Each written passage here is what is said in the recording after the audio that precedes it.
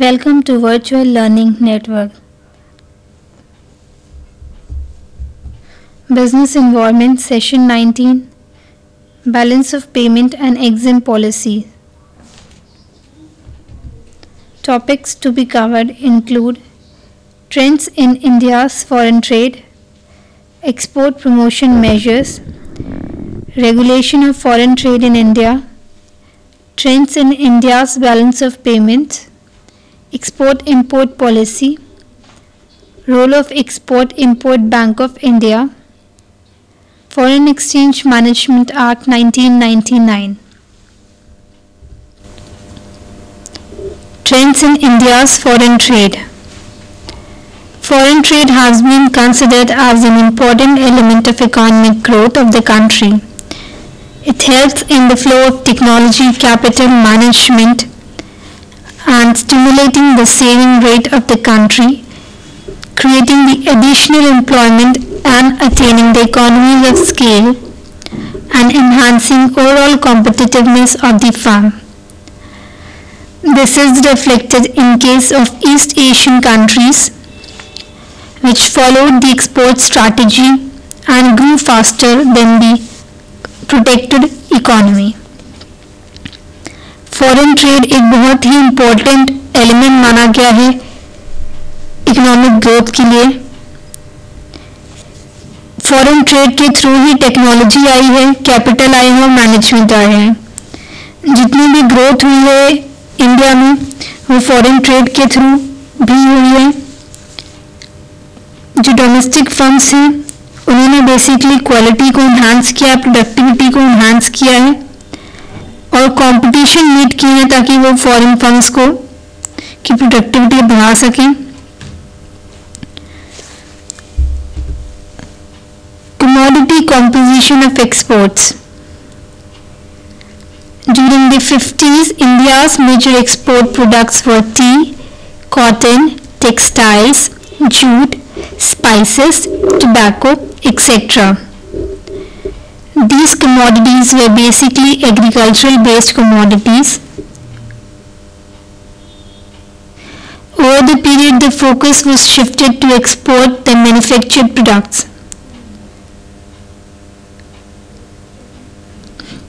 The share of manufactured goods in India's total export was 76.1% in the year 2001-2, which was slightly decreased from 78% in the year 2001 and 76% in the year 2002-3.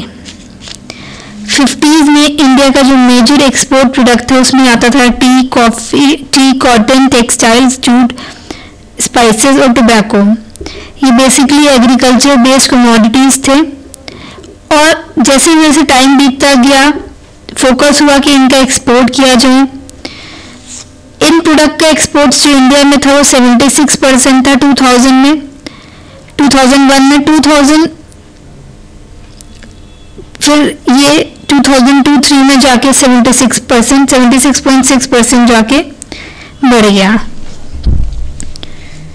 The major export commodities for the year 2004-5 were engineering goods, gems, jewelry, agricultural and allied products, chemicals and related products, petroleum and crude products, ready-made garments, textiles, ores, mineral and leather manufacturers.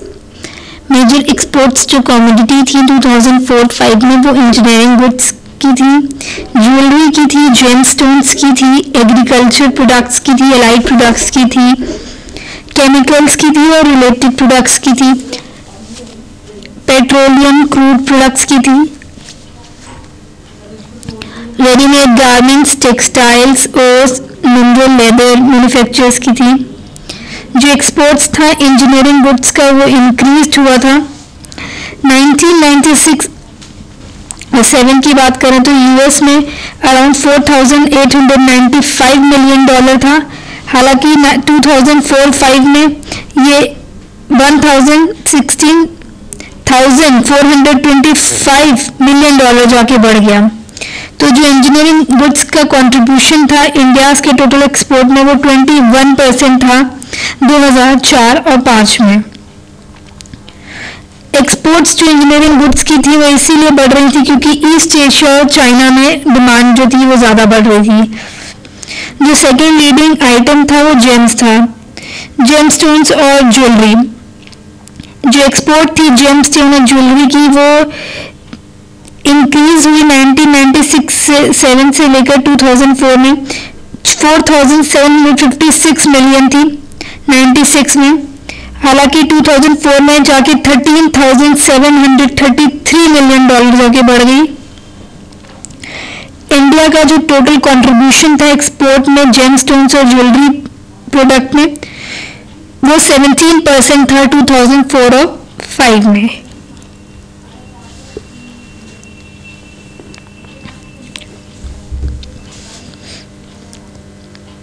Commodity composition for imports. As far as imports are concerned, petroleum products are a leading item and account for 29% of total India's imports for the year 2002-03 and 28% in 2004-05. The share of import has increased from 26% in the year 1996-07. The second leading import item is capital goods, which accounts for 13% of total import of the country for the year 2002-03 and 12% in 2004-05. अगर imports की बात करें जो petroleum products थे वो leading item थे और 2002-03 में ये 29% थे इंडिया के टोटल इंपोर्ट्स में, हालांकि 2004 और 5 में ये घट के 28% हो गए। जो सेकेंड लीडिंग इंपोर्ट का आइटम है वो कैपिटल गुड्स है और 2002 और 3 में जो इसका कंट्रीब्यूशन था इंपोर्ट में 13% था और 2004-05 में जाके ये 12% हो गया। Direction of exports. It indicates that USA is the major market for India's export and accounts for about 17% of the India's export. USA basically major market है इंडिया एक्सपोर्ट की, जहाँ पे 17% इंडियन एक्सपोर्ट प्रोडक्ट्स एक्सपोर्ट किए जाते हैं। जो share था USA का वो 23% था 1999 में, जो 17% जाके गिर गया 2004-05 में। सेकेंड लीडिंग मार्केट जो है वो है यूएई, जिसका जो टोटल कंट्रीब्यूशन है वो 9% है इंडिया के एक्सपोर्ट में।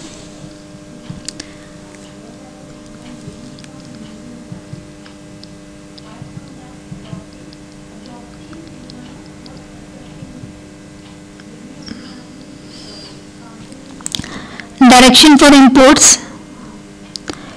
As far as imports are concerned, China has the major source of India's import, contributing to slightly more than 6% of the India's total imports in 2004-05. USA is the second leading source of import, contributing to about 66% of the total India's import in 2004-05.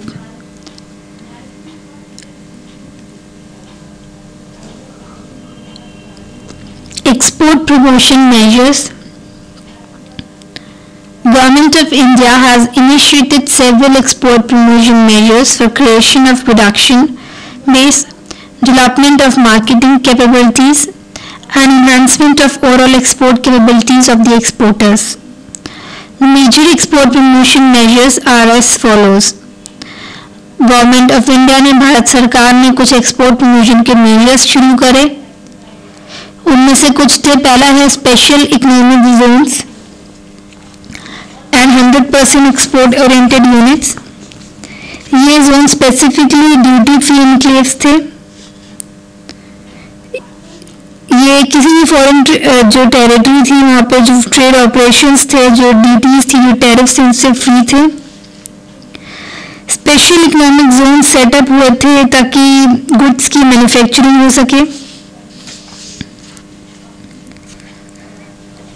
Service exports, service total 161 tradable service हैं जो covered होती हैं gate में। जो service providers हैं वो entitled हैं सारी फैसिलिटीज और असिस्टेंस की जो कि पॉलिसी के द्वारा प्रोवाइड की जाएंगी। Export houses, trade houses and star trading houses. जो मर्चेंट और मैन्युफैक्चर एक्सपोर्टर्स हैं, सर्विस प्रोवाइडर्स हैं, एक्सपोर्ट ओरिएंटेड यूनिट्स हैं, और जो यूनिट्स हैं जो स्पेशल इकोनॉमिक जोन्स में लोकेटेड हैं या फिर एग्री एक्सपोर्ट जोन में लोकेटेड हैं या फिर इलेक्ट्रॉनिक हार्डवेयर टेक्नोलॉजी पार्क्स में लोकेटेड हैं, सॉफ्टवेयर टेक्नोलॉजी पार्क में लोकेटेड हैं, वो एलिजिबल हैं स्टेटस सर्टिफिकेट के। ये जो सर्टिफिकेट है ग्रांट किया जाता है उनकी एक्सपोर्ट परफॉर्मेंस को देखकर। Next is market access initiative. Financial assistance provide होती है एक्सपोर्ट प्रमोशन काउंसिल्स को, इंडस्ट्रीज को, ट्रेड एसोसिएशंस को और उन सब एंटिटीज को जो एलिजिबल हैं स्पेसिफिक पर्पस के लिए। इनके लिए मार्केटिंग स्टडी हो सकती है, कॉमन शोरूम सेटअप हो सकते हैं, वेयर हाउसिंग फैसिलिटीज सेटअप हो सकते हैं, प्रमोशन कैंपेन सेटअप हो सकते हैं, पार्टिसिपेशन हो सकता है ट्रेड फेयर में, ब्रांड प्रमोशन हो सकता है। ब्रांड प्रमोशन एंड क्वालिटी, जो मैन्युफैक्चरर्स हैं, एक्सपोर्टर्स हैं, वो इंकरेज किए जाते हैं ताकि वो इंटरनेशनली एक्सेप्टेड स्टैंडर्ड्स जो क्वालिटी के हैं उनको फॉलो करें अपने प्रोडक्ट के लिए। सेंट्रल गवर्नमेंट अपने सपोर्ट और असिस्टेंस प्रोवाइड करती है सारे ट्रेड और इंडस्ट्रीज को। Electronic data interchange, electronic data interchange ने बेसिकली जो ट्रांजैक्शंस होती हैं उनकी स्पीड बढ़ाई है, फिजिकल इंटरफेरेंस को कम किया है और ट्रांसपेरेंसी बढ़ाई है जितनी भी एक्टिविटीज होती हैं एक्सपोर्ट से related. Central assistance to states, जो स्टेट गवर्नमेंट्स हैं उनको इनकरेज किया जा रहा है कि वो पार्टिसिपेट करें एक्सपोर्ट की प्रमोशन में। फंड्स प्रोवाइड होते हैं स्टेट गवर्नमेंट्स को ताकि वो डेवलप कर सकें कॉम्प्लीमेंट्री और क्रिटिकल इंफ्रास्ट्रक्चर जैसे कि रोड्स जो कनेक्ट करते हैं प्रोडक्शन सेंटर्स को, पोर्ट्स को, सेटअप करते हैं लैंड कंटेनर्स को। टाउन्स ऑफ एक्सपोर्ट एक्सीलेंस, कुछ सिलेक्टेड टाउन्स हैं जो प्रोड्यूस करते हैं गुड्स 1000 करोड़ के या उससे भी अबव, उनको लॉजिस्टिक सपोर्ट प्रोवाइड किया जाता है, रिसर्च एंड डेवलपमेंट की फैसिलिटी प्रोवाइड की जाती है। Special focus on cottage and handicraft sector, export promotion को बढ़ाने के लिए जो कॉटेज इंडस्ट्रीज थी, जो हैंडीक्राफ्ट सेक्टर था, उनको बहुत सारी फैसिलिटीज असिस्टेंस प्रोवाइड किया गया। ट्रस्ट सेक्टर, एक अटेम्प्ट था कि 1% जो टोटल ग्लोबल ट्रेड है उसको अचीव किया जाए। कुछ ट्रस्ट सेक्टर्स क्रिएट किए गए जिसमें इलेक्ट्रॉनिक हार्डवेयर, टेक्सटाइल जैसे गारमेंट्स की, ऑटो कंपोनेंट्स, एंसिलरी जेम्स और ज्वेलरी, एग्रीकल्चर सर्विस सेक्टर को इंक्लूड किया गया ट्रस्ट सेक्टर में। जो डिपार्टमेंट ऑफ कॉमर्स है उसने एफर्ट्स लिए ताकि वो एक्सपोर्ट्स को प्रमोट कर सके। Export promotion capital goods scheme, इस स्कीम के द्वारा कैपिटल इंपोर्ट हो सकती है गुड्स के। कैपिटल गुड्स के लिए जो इंपोर्ट है वो अलाउ है, चाहे वो प्री प्रोडक्शन के पर्पस में हो, चाहे प्रोडक्शन के, चाहे पोस्ट प्रोडक्शन के। 5% कस्टम ड्यूटी अवेलेबल है। Duty exemption remission scheme. The duty exemption schemes enables duty-free imports of inputs required for export production. An advanced license is issued for physical export, intermediate supplies and deemed exports under this license. For James and jewellery, जो exporters थे James और jewelleries के वो eligible थे इस scheme के अंदर। Duty drawback, इस स्कीम के अंदर जो सेंट्रल एक्साइज और कस्टम ड्यूटीज थी वो पे की जाती थी रॉ मटेरियल्स पे, कंपोनेंट्स पे, स्पेयर पार्ट्स पे, चाहे वो पैकेजिंग मटेरियल है उस पे भी। Regulation of foreign trade in India, in order to facilitate foreign trade and genuine transaction of goods, services and payment procedures, governments regulates them through various acts. The major acts are discussed below: Foreign Trade Development and Regulation Act 1992, the Custom Act 1962, Export Quality Control and Inspection Act 1963, foreign exchange management act 1999। Foreign trade को बढ़ावा देने के लिए कुछ regulations आई, जैसे foreign trade act, custom act, export act, foreign exchange management act. Trends in balance of payments, balance of payment refer to an accounting record of all transactions between the residents of one country and the residents of the rest of the world over a given period of time. Balance of payment basically एक accounting record को कहते हैं जिसमें सारे जो transactions होती हैं trade से रिलेटेड उनको मैनेज किया जाता है। बैलेंस ऑफ पेमेंट अकाउंट जो होते हैं उसमें तीन तरह के अकाउंट होते हैं। पहला है current account. Current account basically वो सारे ट्रांजैक्शंस को रिकॉर्ड करता है जो एक्सपोर्ट और इंपोर्ट से रिलेटेड हैं। एक्सपोर्ट चाहे वो गुड्स की हो रही है चाहे सर्विसेज की। कैपिटल अकाउंट रिलेट कर उन ट्रांजैक्शंस को रिकॉर्ड करता है जो चेंजेस लेकर आते हैं फॉरेन फाइनेंशियल एसेट्स में, लायबिलिटीज में जो कंट्री की है। और रिजर्व अकाउंट रिजर्व एसेट्स को रिकॉर्ड करता है। रिजर्व एसेट्स बेसिकली होल्डिंग्स होती हैं फॉरेन करेंसी या स्पेशल ड्रॉइंग राइट्स या गोल्ड जो सेंट्रल बैंक के द्वारा है।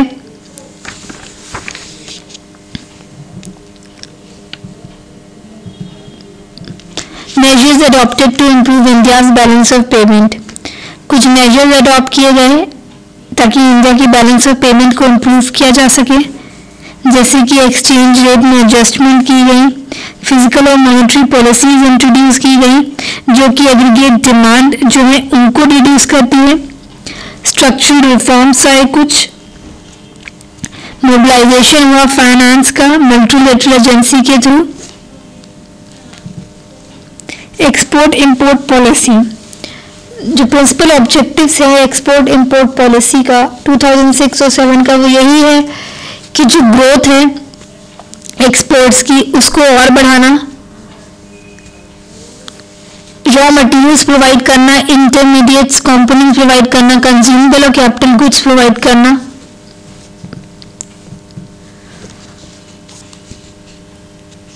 Interpretation of policy procedure, exemption of policy procedure, principle of restriction, restricted goods trading, importer exporter code number, trading with neighboring countries, transit facility. Role of Import Export Bank of India. Import Export Bank of India was set up in 1982 for the purpose of financing, facilitating and promoting foreign trade in India. Import Export Bank basically India में setup किया गया था 1982 में ताकि foreign trade को promote किया जा सके। बेसिकली एक फाइनेंशियल इंस्टीट्यूशन है जो कि कोऑर्डिनेट करता है सारे इंस्टीट्यूशंस की वर्किंग को, जो कि एक्सपोर्ट इंपोर्ट से फाइनेंसिंग से रिलेटेड हो। जो मेजर फंक्शंस हैं एग्जिम बैंक का वो बेसिकली फाइनेंस प्रोवाइड करना है, सर्विसेज प्रोवाइड करना है, रिसर्च और एनालिसिस करना है। कुछ फॉरेन एक्सचेंज मैनेजमेंट एक्ट की हाईलाइट्स ये यही है कि it is more transparent in its application and has laid down the areas where specific permission of the Reserve Bank of India Government of India is required. In application the act relates broadly to two types of transactions, capital account transactions and current account transactions. regulations of foreign exchange, dealings in foreign exchange, holding of foreign exchange, foreign and immovable property, current account transactions, capital account transactions, export of goods and services, realization and repatriation of foreign exchange. Now we have certain questions to it yourself. First is, what do you mean by an unauthorized person? Second is, what are the basic objectives of India's Exim Policy 2002-7? That's all for this session. Thank you.